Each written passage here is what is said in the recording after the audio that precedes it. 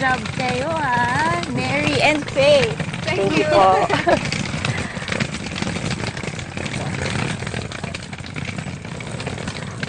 Ma'am, sasamahan ko na rin kayo sa cottage nyo, banda doon. Total, maaga pa naman, so pwede pa kayo magpahinga. Sige. Thank you. Sama na Don? Dito po tayo.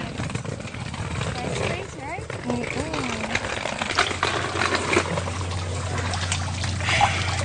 Margaret, this is it. Bago matapos ang araw na to, Mrs. Madrano ka na. Hindi na rin ako makapag-intay eh. Parang sasabog yung puso ko sa tuwa.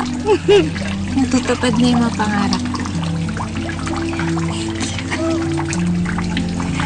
Ay, ganda ng Place, di ba? Who would have thought? Ano to eh?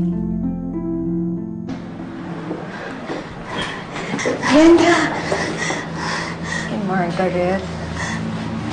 Si Odessa. Si Margaret, si Odessa.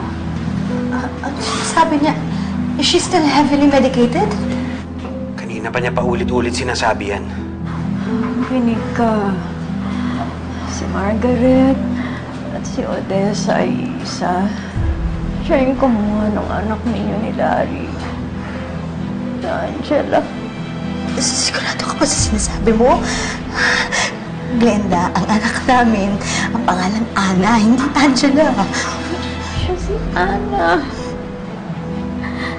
Kinalong siya ni Odessa ng matagal. Hanggang mag-aasa lahayop siya.